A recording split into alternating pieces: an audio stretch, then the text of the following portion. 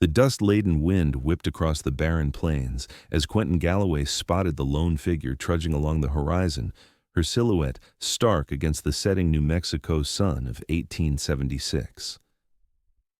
Something about her determined yet desperate gait made him rein in his stallion, watching as she struggled forward with one hand protectively cradling her swollen belly and the other gripping a small cloth bundle of possessions. Truth or consequences was still 3 miles ahead, and nightfall approached quickly in these parts. Quentin had spent enough years on this unforgiving land to recognize someone cast out when he saw one. The townsfolk had their ways, cruel ways that made his jaw clench whenever he witnessed them. "Madam," he called out, approaching slowly so as not to startle her. "These plains ain't safe after dark." She whirled around, fear flashing across her face before hardening into defiance. Her dress was travel-worn but once fine, her auburn hair escaping a hastily pinned bun. Despite the dirt on her face, he could see she was beautiful and terrified. "I can manage just fine," she replied, her voice carrying a refined Eastern accent that sounded utterly foreign in this desolate stretch of New Mexico territory. Quentin dismounted, keeping a respectful distance. "Name's Quentin Galloway. I own a ranch about 5 miles west of here." He gestured to her belly. "How far along are you?" Her hand instinctively covered her rounded stomach. "That's hardly proper conversation with a stranger, Mr. Galloway." "Out here, propriety takes a back seat to survival, madam." His eyes softened. "And a woman in your condition shouldn't be wandering alone at dusk." She studied him for a long moment, weighing her limited options. Felicity Winslow." "Where are you headed, Miss Winslow?" "Mrs.," she corrected automatically, then looked away. "Though I suppose that title doesn't matter much anymore." Understanding dawned on him. The wedding ring was conspicuously absent from her finger, the indentation still visible on her sun-reddened skin. "They cast you out," he stated simply. It wasn't a question.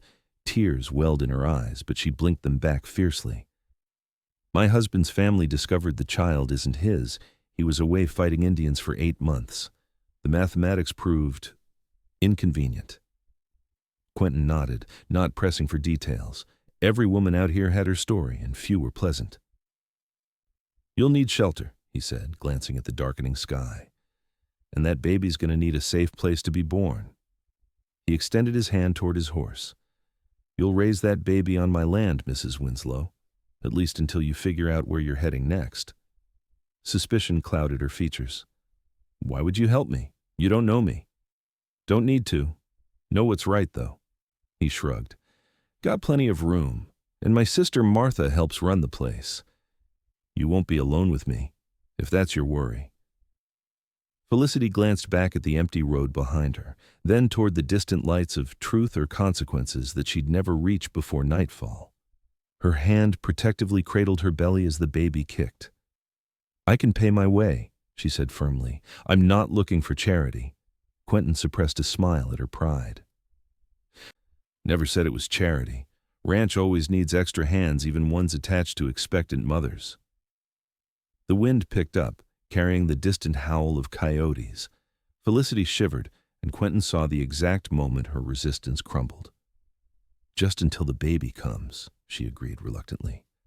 "Just until then," he echoed, helping her onto his horse before mounting behind her. As they rode toward his ranch, Quentin wondered what twist of fate had placed this woman in his path, and why he felt so certain that just until then would stretch far beyond the baby's birth. The ranch appeared on the horizon as twilight settled across the land, a sturdy 2-story house with a wide front porch, flanked by a barn and various outbuildings. It wasn't grand by Eastern standards, but out here, the Triple G Ranch represented years of hard work and stubborn determination. "It's larger than I expected," Felicity remarked as they approached. "Started with just the barn and a 1-room cabin," Quentin explained. "Built the rest over the past 8 years, piece by piece." Pride colored his voice. "Land's been good to me." As they dismounted, the front door swung open. A woman in her early 30s emerged, wiping her hands on her apron. Her resemblance to Quentin was unmistakable, the same piercing blue eyes and strong jawline, though her dark hair contrasted with his sun-bleached brown. "Bringing home strays again, Quentin?" she called, but her smile softened the words. "Martha, this is Mrs. Felicity Winslow. She needs a place to stay for a while." Martha's eyes immediately noted Felicity's condition, but she merely nodded. "The blue room upstairs should do. It gets the morning sun." She extended a hand to Felicity. "Welcome to Triple G, Mrs. Winslow." The unexpected warmth of the welcome nearly undid Felicity. After months of judgment and whispers, followed by outright rejection, simple human kindness felt overwhelming.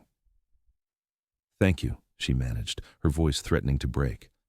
"Supper's almost ready," Martha continued, guiding her inside. "Nothing fancy, just beef stew and biscuits."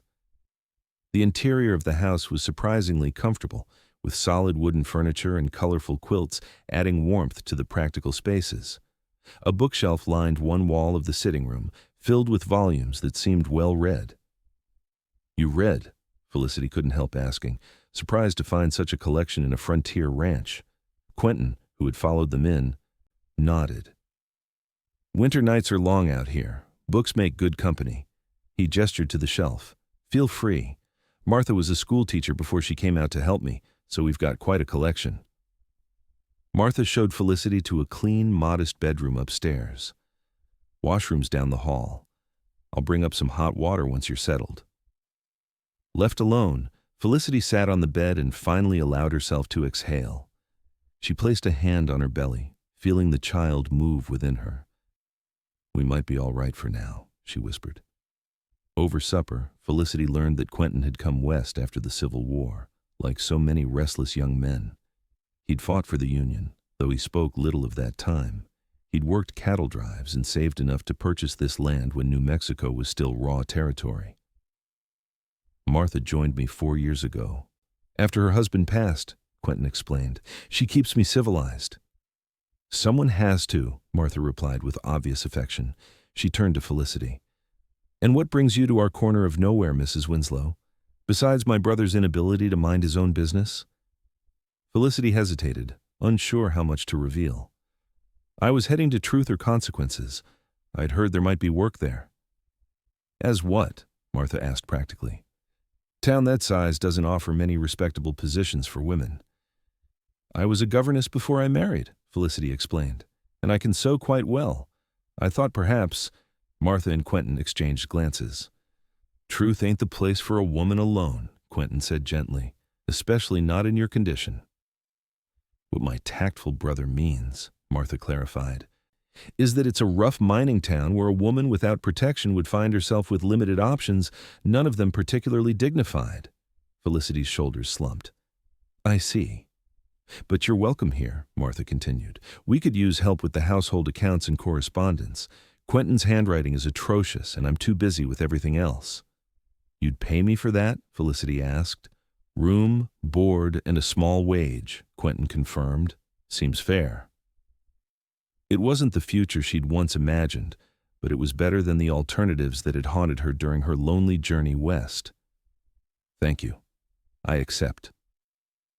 That night, in a clean bed with a full stomach and a locked door between her and the world, Felicity finally allowed herself to cry for all she'd lost, for the uncertain future, and for the unexpected kindness of strangers who owed her nothing. The next morning, Felicity woke to the unfamiliar sounds of ranch-life roosters crowing, cattle lowing in the distance, and the rhythmic chopping of wood. For a disorienting moment, she forgot where she was, reaching instinctively for the familiar contours of her husband's side of the bed. The emptiness brought reality crashing back. After dressing in one of her 2 remaining dresses, neither designed for her current state, she made her way downstairs. Martha was already in the kitchen, expertly flipping flapjacks on the cast-iron stove. "Good morning," Martha greeted. "Sleep well?" "Better than I have in weeks," Felicity admitted. "Can I help?" Martha handed her a bowl of eggs. "You can beat these if you're feeling up to it. How far along are you?" 7 months. "I believe," Martha nodded thoughtfully. "Winter baby, then. We'll need to prepare." The matter-of-fact acceptance in Martha's voice was a balm to Felicity's raw nerves.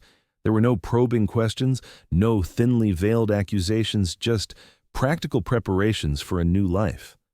After breakfast, Martha gave Felicity a tour of the ranch house and outbuildings, explaining the daily rhythms and routines. The operation was larger than Felicity had initially assumed, with 4 hired hands who lived in a bunkhouse near the barn. Quentin runs cattle on most of the land, Martha explained, but we also keep chickens, grow vegetables, and have a small orchard that's finally starting to produce decently. It's quite self-sufficient, Felicity observed. Has to be. Nearest proper town is a day's ride. Truth or Consequences has basics, but anything special means a trip to Santa Fe.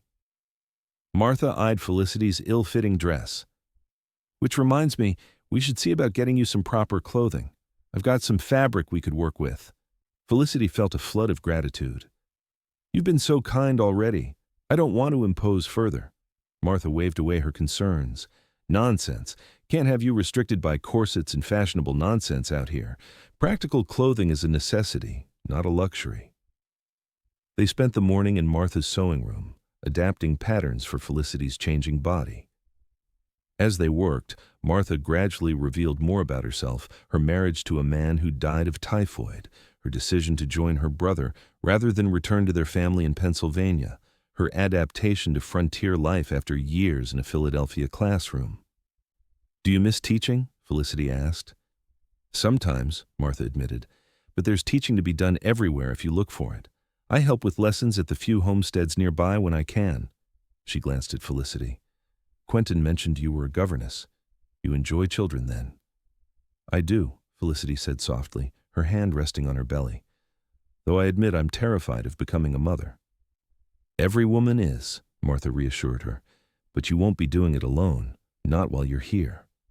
In the afternoon, Quentin returned from checking fence lines on the eastern border of his property. Felicity watched from the kitchen window as he dismounted with fluid grace, spoke briefly with one of the ranch hands, and scratched the ears of a rangy cattle dog that seemed perpetually at his heels. There was something compelling about him, a quiet confidence that didn't demand attention, yet commanded respect. He wasn't classically handsome like her husband Richard had been, but his features had character, weathered by sun and experience rather than mere time. He's a good man, Martha said quietly, catching Felicity's observation. Better than most. Felicity turned away, embarrassed to be caught staring. He's been very generous. Quentin believes in second chances, Martha explained. Says everyone deserves at least one. She paused, measuring coffee into the pot. Whatever brought you here, whatever happened before, it doesn't matter much to him. It's what you do now that counts. The days settled into a routine. Mornings were spent helping Martha with household tasks, afternoons devoted to organizing the ranch's books and correspondence, which had indeed been neglected. Felicity discovered that Quentin's operation was more prosperous than his modest lifestyle suggested. He was quietly building something substantial, reinvesting profits into land and improvements rather than luxuries.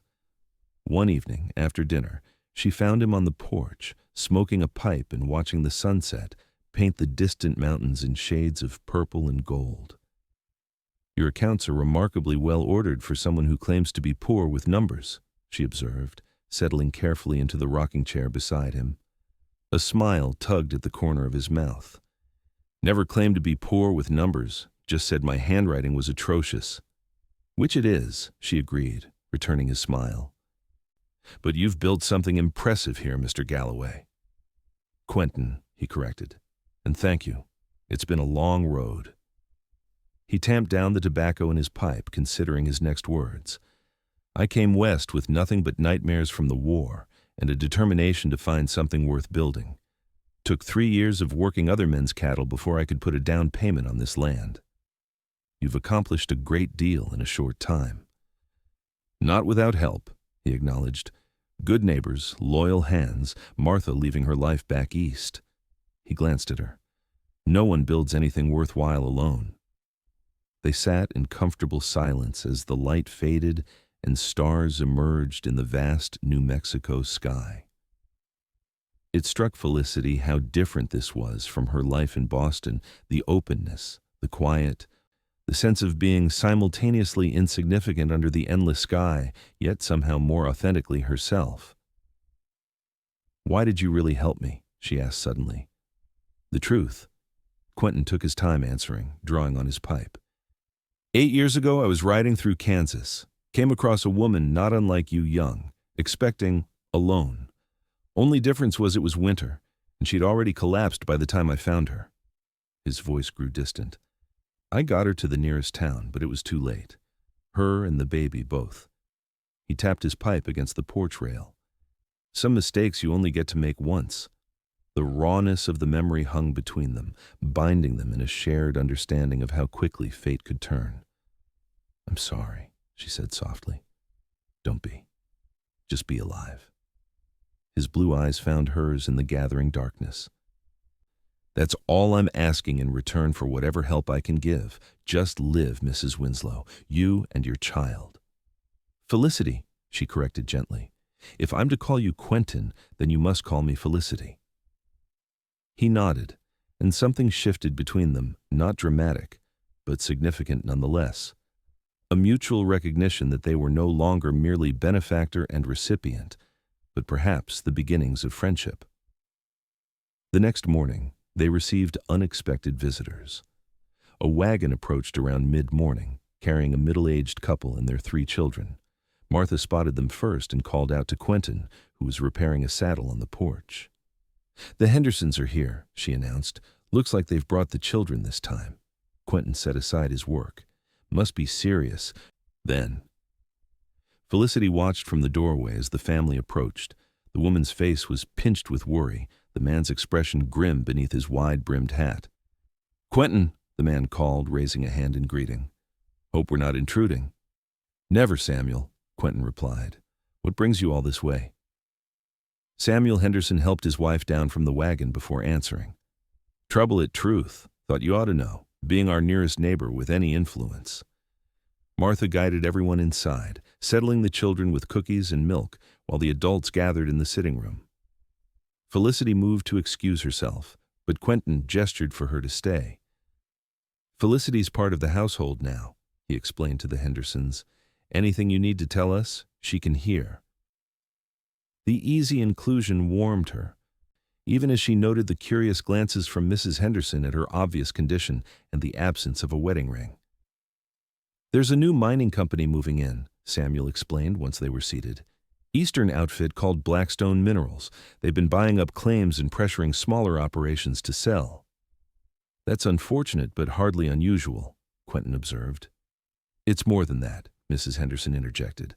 "They're saying they have rights to water access on the north branch of the river, the one that feeds the smaller homesteads, including ours."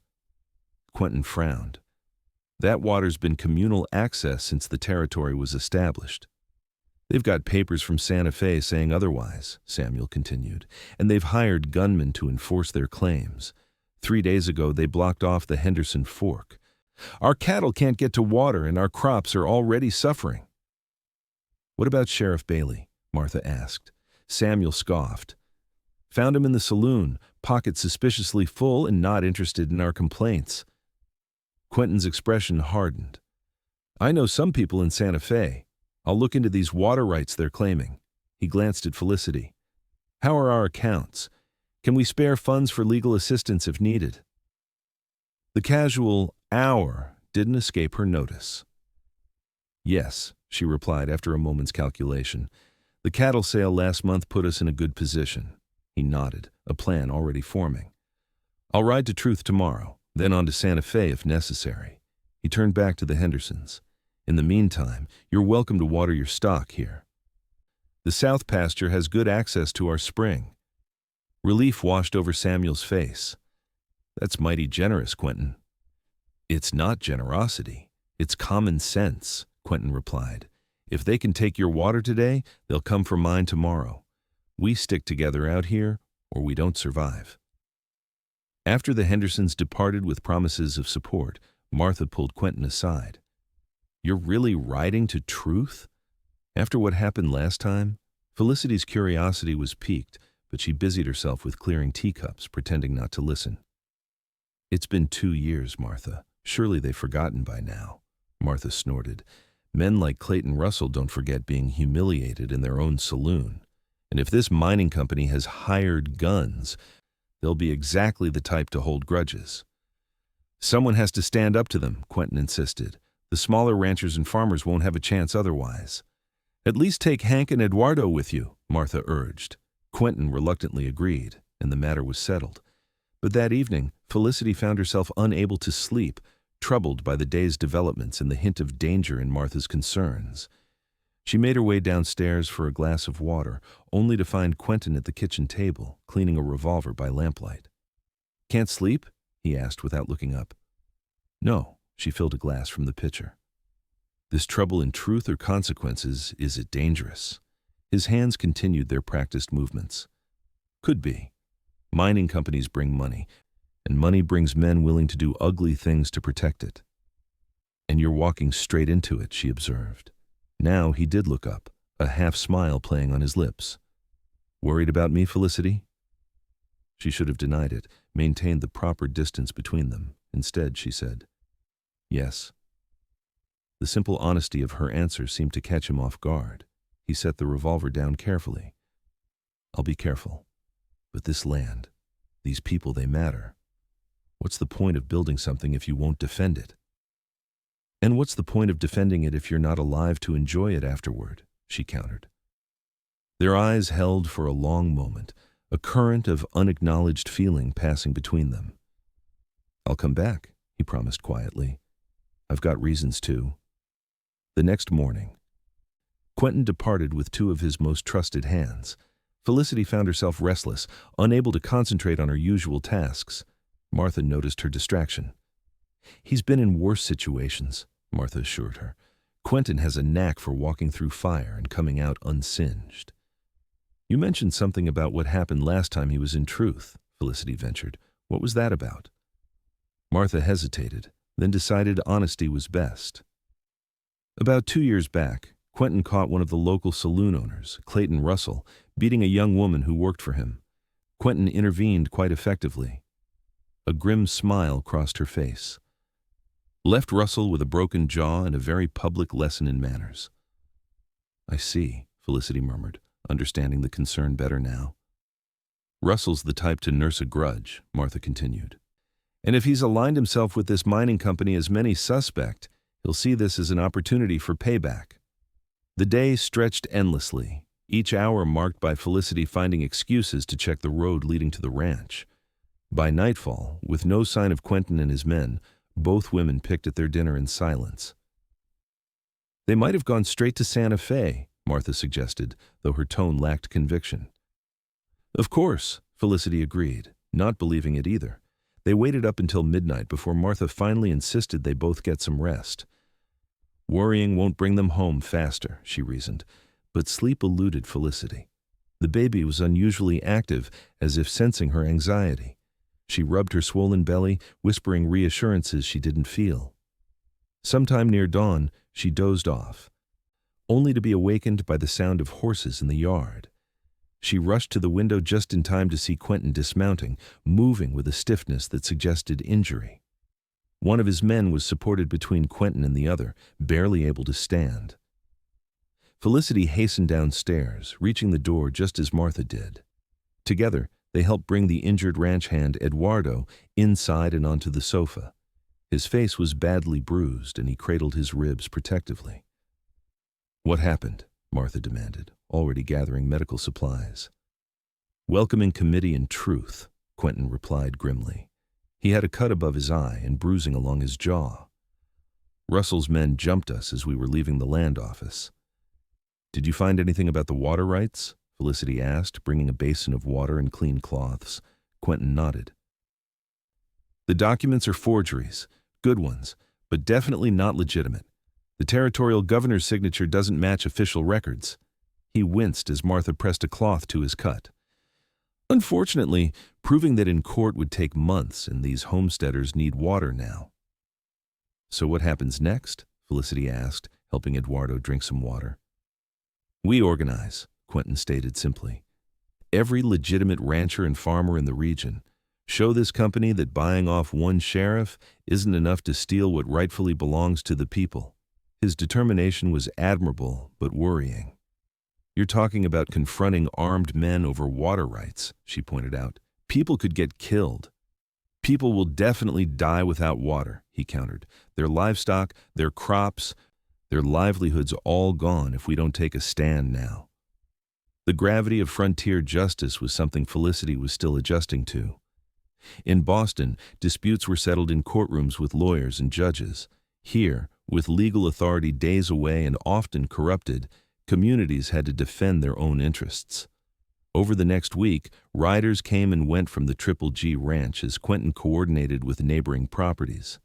Maps were spread across the dining table, strategies discussed late into the night. Felicity found herself drawn into these conversations, her organized mind and education providing valuable perspective. "You've got a good head for this," Quentin remarked one evening as they reviewed the latest information from a sympathetic clerk at the land office. "Most Easterners would be overwhelmed. Most Easterners haven't had their entire lives upended in the span of a few months," she replied. "Adaptation becomes necessary for survival." His eyes studied her face. "You never talk about what happened before." Felicity stiffened. "There's nothing to say. I made a mistake, trusted the wrong person, and paid the price. The man, the father of your child. What was he to you?"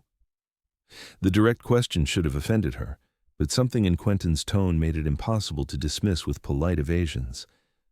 "My husband's cousin," she admitted, the words painful to voice. "James arrived while Richard was away fighting. He was charming, attentive when I was lonely." She shook her head. "I have no excuse." "Sounds like you were human," Quentin said gently. "We all make mistakes when we're hurting." "Some mistakes have more permanent consequences than others," she replied, resting a hand on her belly. "True enough. But that child isn't a mistake, Felicity. Just an innocent caught in the crossfire of adult failings." His understanding, free of judgment, loosened something that had been wound tight inside her chest since the day Richard had returned home, done the arithmetic, and coldly informed her she was no longer his wife. "Thank you," she whispered, "for everything." He reached across the table, his calloused hand covering hers briefly. "You're doing the hard part. I'm just providing the setting." The moment was interrupted by the arrival of Samuel Henderson and 3 other local ranchers. Their expressions were grave as they entered. "Blackstone's men cut off access to the main road to Santa Fe," Samuel announced without preamble. "They're saying it crosses their property and they're charging tolls now." "That's a public thoroughfare," Quentin objected. "Not according to their new deed," another rancher added bitterly. "They're charging $5 per wagon, $2 per rider." "Extortion," Martha muttered. "It's worse than that," Samuel continued. "The Wilkinsons tried to go around yesterday, found their cabin burned to the ground when they returned. Message was clear enough. A muscle worked in Quentin's jaw. When? Tomorrow, noon. Every man who can ride meets at Henderson's North Field. We'll go into truth together, show these Eastern vultures what Western solidarity looks like." After the men left to spread the word, Martha turned to her brother. "This is madness, Quentin. They'll have hired guns waiting." "Which is why we need numbers," he replied. 1 or 2 men they'll shoot without hesitation. 50 or 60 gives them pause." "Unless they're planning for exactly that response," Felicity suggested quietly. "What if this escalation is deliberate, to provoke a reaction that justifies more extreme measures?" Quentin considered her words. "You might be right. But what's the alternative? Let them steal our water, block our roads, burn out families who've worked this land for decades?" There was no easy answer. That night, Felicity found Quentin in the barn, checking saddles and weapons for the confrontation ahead. The lantern light cast long shadows, making him appear both larger than life and achingly vulnerable. "I wish you wouldn't go," she said from the doorway. He looked up, unsurprised by her presence. "I wish I didn't have to." She crossed to him, propriety forgotten in the face of genuine fear. "These men won't fight fair, you know that." Neither will we. He set aside the rifle he'd been cleaning. This isn't about fairness anymore. It's about survival. And if you don't survive? The question emerged as barely more than a whisper. Quentin stepped closer, close enough that she could feel the warmth radiating from him. Martha knows what to do. The ranch would be yours and the baby's. I've made arrangements. The revelation stunned her. What? When? The day after you arrived. Updated it after you started helping with the accounts. He shrugged as if it were the most natural decision in the world. You've earned your place here, Felicity. Whether I'm around or not. Emotions crashed through her: gratitude, fear, and something deeper she wasn't ready to name. I didn't come here for your land or your legacy. I know that. His hand rose tentatively, then gently brushed a strand of hair from her face. Which is precisely why you deserve it.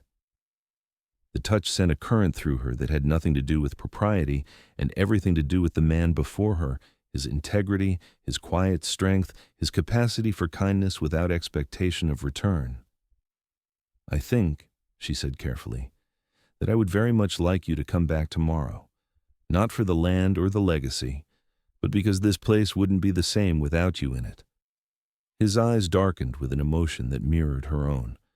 For a breathless moment, she thought he might kiss her. Instead, he took her hand and pressed it gently to his heart. Then I'll do my very best to accommodate that wish, he promised.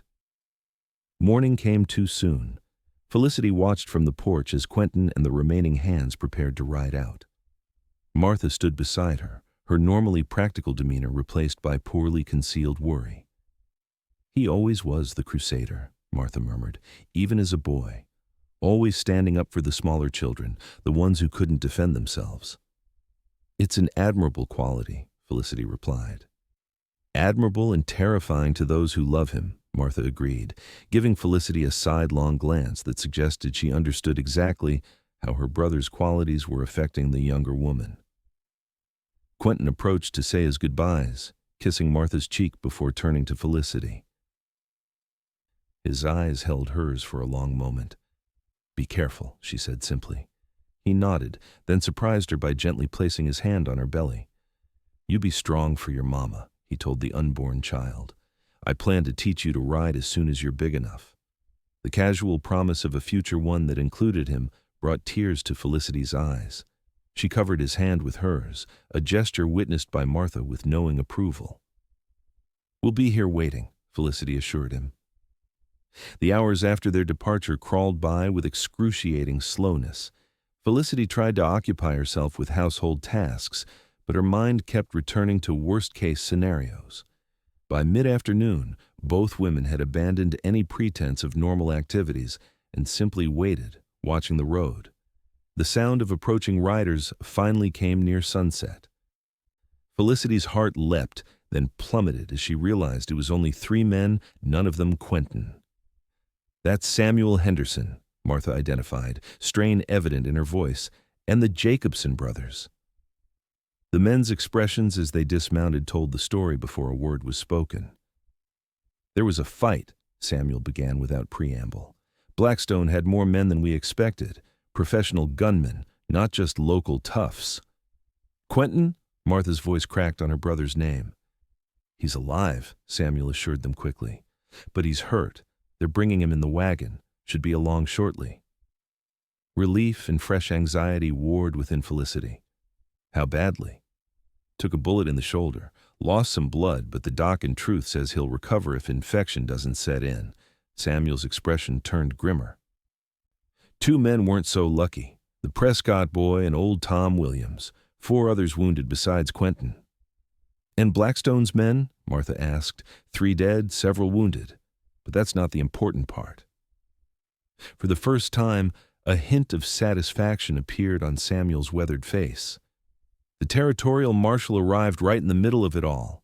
Turned out Quentin's telegrams to Santa Fe had an effect after all.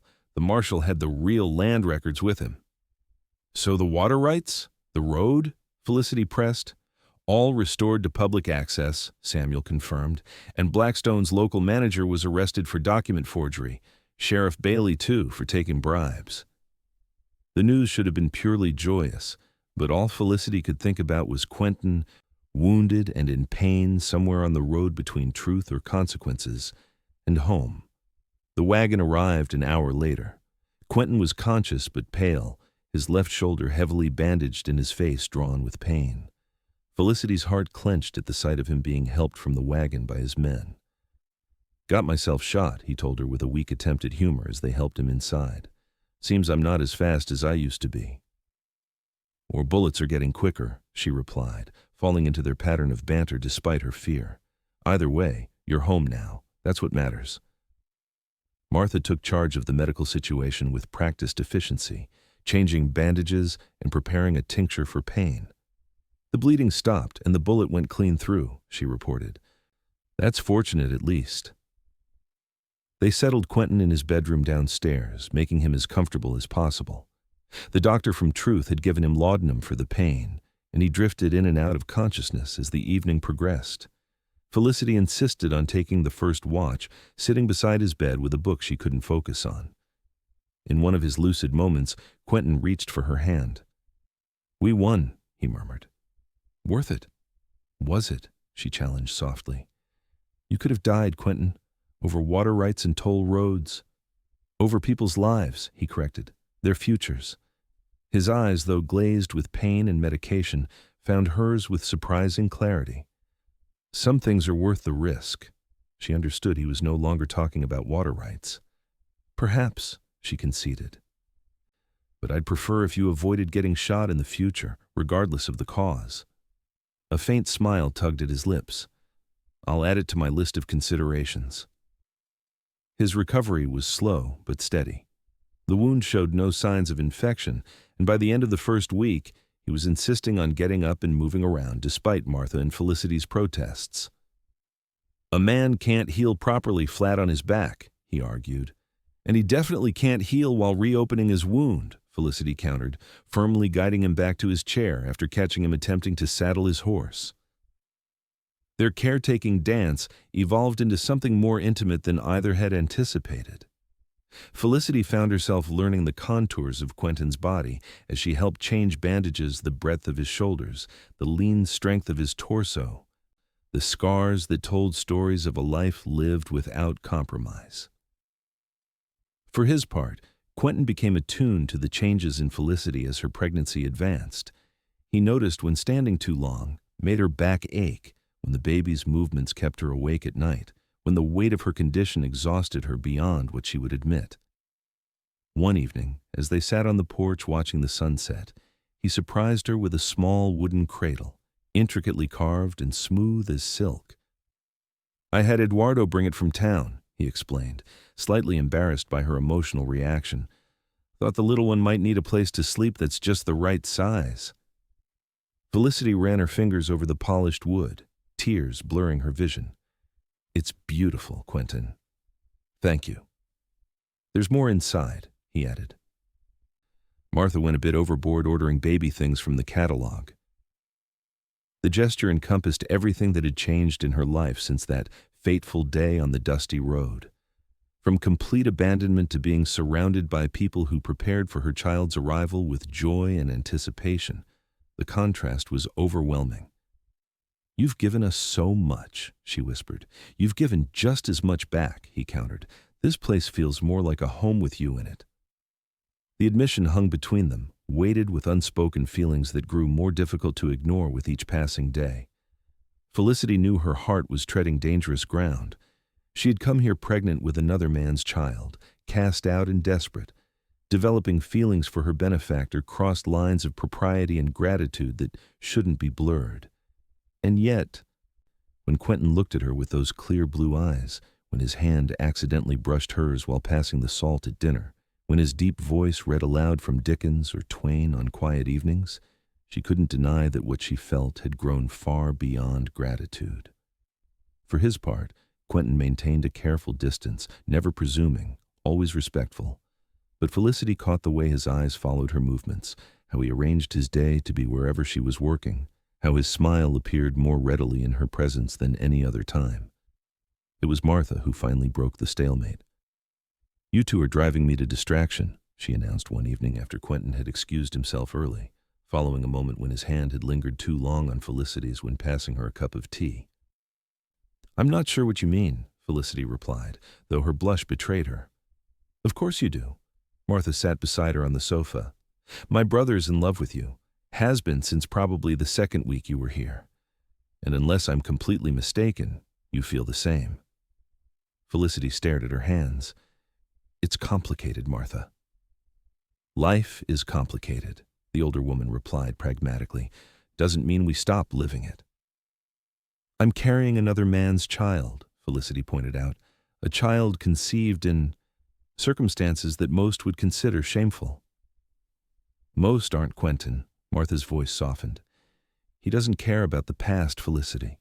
He cares about you, both of you." She nodded toward Felicity's prominent belly. "The question is, what are you going to do about it?" It was a question Felicity carried with her to bed that night, examining it from every angle. By morning, she had no clearer answer, but she did have a new resolve to stop hiding from possibilities out of fear. The opportunity came sooner than expected. That afternoon, Quentin asked if she felt up to a short ride to see a new foal born on the western pasture. "The mare's one of our best. Foal should be a beauty," he explained. "Thought you might like to see him while he's still getting his legs under him." The idea of leaving the house was appealing after weeks of growing increasingly uncomfortable indoors. "I'd love to, but I'm not sure I can manage a horse in my condition." "Already thought of that," he replied with a smile. "Wagons hitched up and waiting." The autumn day was perfect crisp air, golden sunlight, and the vast New Mexico sky stretching endlessly above them. As they drove across the ranch, Quentin pointed out landmarks and shared stories of how different sections of the property had been developed. "That ridge there? First year I owned this place, a mountain lion took up residence, kept picking off my calves one by one." He chuckled at the memory. "Spent 3 nights camped out waiting for him. When I finally got him, he was twice the size I expected." "You faced a mountain lion alone?" Felicity was equal parts impressed and horrified. "Didn't have hands back then," he explained. "Was just me and about 30 head of cattle I'd scraped together. Every calf mattered." He glanced at her. "Don't worry, these days I'd send Eduardo and Hank. I've learned a few things about not taking unnecessary risks." "Says the man who got shot last month," she reminded him dryly. He laughed, the sound warming her more than the autumn sun. "Fair point." They reached the western pasture, where the new foal was testing his spindly legs beside his protective mother. Quentin helped Felicity down from the wagon, his hands lingering at her waist longer than strictly necessary. The foal was indeed beautiful chestnut with a white blaze down his face and white stockings on his front legs. His attempts to run resulted in comical stumbles that had Felicity laughing despite herself. "He'll grow into those legs eventually," Quentin assured her. "By spring he'll be running circles around his mama." "What will you call him?" she asked. "Thought I'd leave that to you," he replied. "Since you're handling the books now, might as well name what goes in them too." The casual inclusion in the ranch's future touched her deeply. "Trailblazer," she decided after watching the foal's determined efforts. "He's certainly blazing his own trail, however wobbly." "Trailblazer it is," Quentin agreed. He spread a blanket on a grassy spot where they could continue watching the horses while resting. "Sit for a while, you look tired." She didn't argue, gratefully easing herself down. At 8 months pregnant, every activity required more effort than she was accustomed to. They sat in companionable silence, watching the horses, the vastness of the landscape before them making human concerns seem momentarily insignificant. Yet, Felicity felt the weight of unsaid words between them, growing heavier by the day. "Martha says you're in love with me," she said finally, the directness of her statement surprising even herself. Quentin's head turned sharply toward her, but his expression remained calm. "Martha's observant," he said carefully. "Always has been." "Is she correct?" He studied her face for a long moment before answering.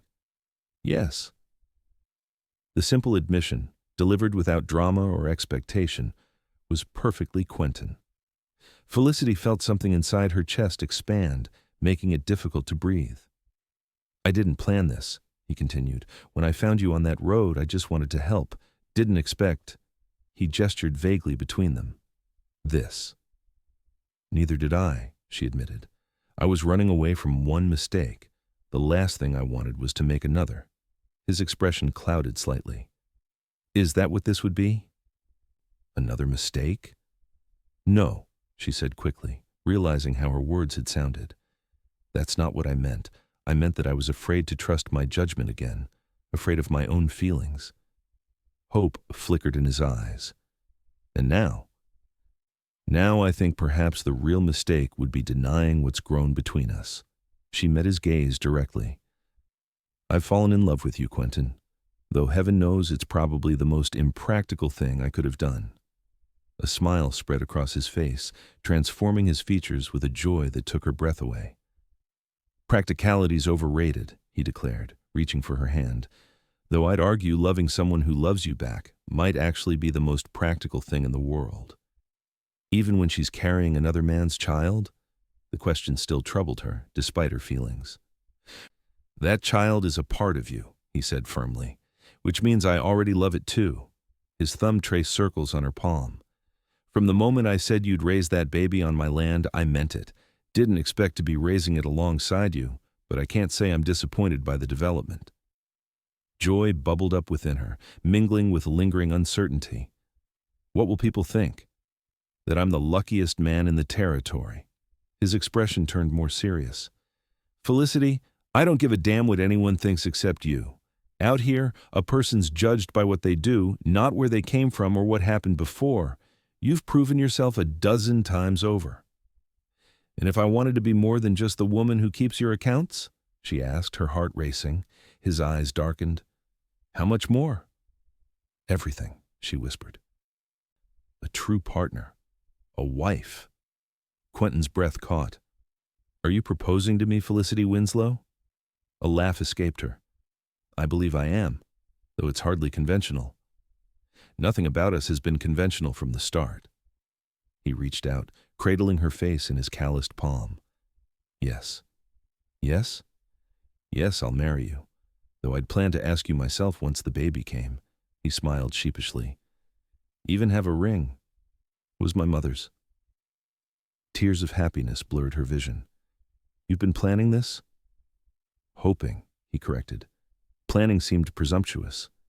His thumb wiped away a tear that escaped down her cheek. Can I kiss you now, or would that be too presumptuous as well? In answer, she leaned forward, closing the distance between them. His lips were warm and gentle against hers, the kiss conveying tenderness rather than passion. When they parted, his eyes held a promise of countless future kisses, each one a continuation of this first perfect moment. We should head back, he said reluctantly, noting the sun's position. Martha will be wondering where we've gotten to. The ride back to the ranch was filled with a new awareness, their hands frequently finding each other, exchanging smiles that needed no words to interpret. Martha took one look at them upon their return and burst into laughter. Well, thank the Lord, she declared. I was beginning to think I'd need to lock you two in the root cellar to get you to admit your feelings. The days that followed were filled with quiet joy as they adjusted to their acknowledged feelings and made plans for a shared future. Quentin insisted they marry before the baby came. I want that child born with my name, he explained. Want there to be no question about its place in this family. Felicity, touched by his protectiveness, agreed. The ceremony was simple, performed by the circuit preacher, who happened through Truth or Consequences 2 weeks after their engagement. Martha decorated the ranch house with autumn flowers, and the neighbors gathered to witness the union that many had already observed forming. As Felicity spoke her vows, her hand resting on the swell of her child, she marveled at how differently her life had turned out from what she had expected. 8 months ago, she had been cast out, shamed, with nowhere to go. Now she stood beside a man who loved her completely, surrounded by a community that had accepted her, about to give birth to a child who would never know rejection. Their wedding night was necessarily restrained given her advanced condition, but Quentin's tenderness as he held her through the night, his hand protectively cradling her belly, contained its own form of intimacy that transcended the physical. "My father used to say that a man is only as good as the family he builds," he murmured against her hair. "I think he'd be proud of the one we're making." 1 week later, Felicity went into labor just after midnight. Martha, who had assisted at numerous births throughout the region, took charge while Quentin paced anxiously outside the bedroom door. The labor was long and difficult. By midday, Felicity's strength was flagging, and Martha's expression grew increasingly concerned. "The baby's positioned awkwardly," she explained during a brief respite between contractions. "We need to get it turned." Felicity nodded, too exhausted for fear. "Do what you must," Martha allowed Quentin in briefly. He knelt beside the bed, his face pale with worry as he took Felicity's hand. "You're the strongest woman I know," he told her fiercely. "You can do this." She managed a weak smile. "Not much choice now." "Don't you dare leave me," he whispered, pressing his forehead to hers. "I just found you." "Not planning on going anywhere," she promised. The next hours passed in a blur of pain and determination. Just as the sun was setting, a lusty cry filled the room as Martha triumphantly announced, "A boy! A beautiful boy!" Tears streamed down Felicity's face as the squalling infant was placed on her chest. He was perfect tiny fingers, a shock of dark hair, and eyes that, when briefly opened, revealed a deep blue that matched Quentin's. When Quentin was allowed back in, his reaction to the sight of his wife and newborn son broke something open in Felicity's heart. He approached the bed with reverence, his eyes filled with wonder as he gazed at the child. "He's incredible," he breathed, gently touching the baby's hand. Tiny fingers immediately wrapped around his larger one. "Strong grip. He'll make a fine horseman." "Would you like to hold your son?" Felicity asked, using the word deliberately. Quentin's eyes snapped to hers. "My son?" "In every way that matters," she confirmed, "if you want him." "I already do," he replied, voice thick with emotion, as Martha carefully transferred the bundled infant to his arms. He stared down at the tiny face with an expression of awe. "Hello, little man." "I'm your pa." The simple declaration, made with such certainty and love, assured Felicity that her child would never know the stigma she had feared for him. In Quentin's arms, he was not the product of a mistake, but simply a beloved son. "What shall we call him?" she asked. Quentin considered the question seriously. "What about Thomas, after my father?" "Thomas Quentin Galloway," Felicity tested the name. "It's perfect." "Welcome to the family, Thomas," Quentin murmured to the baby. "You're a lucky fellow, you know. You've got the finest mother in the territory." "And the best father," Felicity added softly. The following weeks were a blur of adjustment as they learned to navigate life with a newborn. Thomas proved to be a healthy, vigorous baby with a powerful set of lungs and an appetite to match. Quentin took to fatherhood with natural ease, as comfortable changing diapers as he was managing ranch hands. "Never thought I'd see the day," Martha remarked one evening, watching her brother gently rock Thomas to sleep while singing an old cavalry song. The territory's most confirmed bachelor, completely besotted with a baby. "Not just the baby," Felicity replied, catching Quentin's eye over the infant's head. The love in his gaze made her feel simultaneously vulnerable and invincible.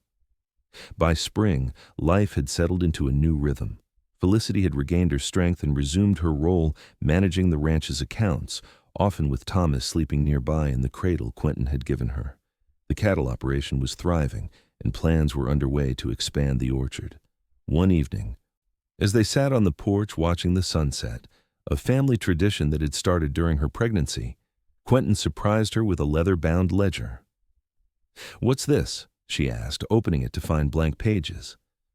"Thought you might want to write down your story someday," he explained, "for Thomas to read when he's older, so he knows where he came from and how we became a family."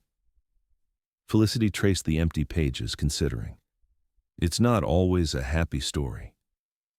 "The beginning wasn't," Quentin agreed, "but look how it's turning out."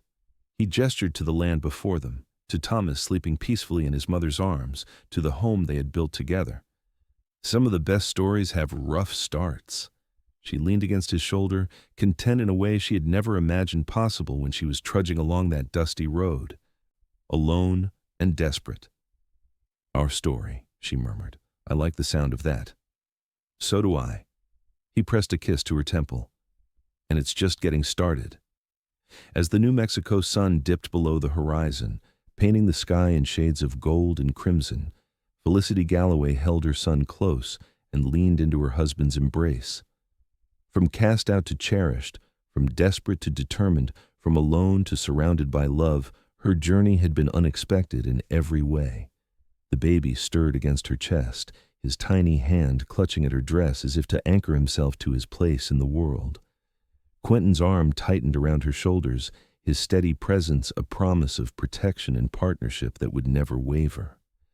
In that moment, watching the day end and knowing tomorrow would bring new challenges and joys to face together, Felicity knew that sometimes the most beautiful destinies are the ones we never planned.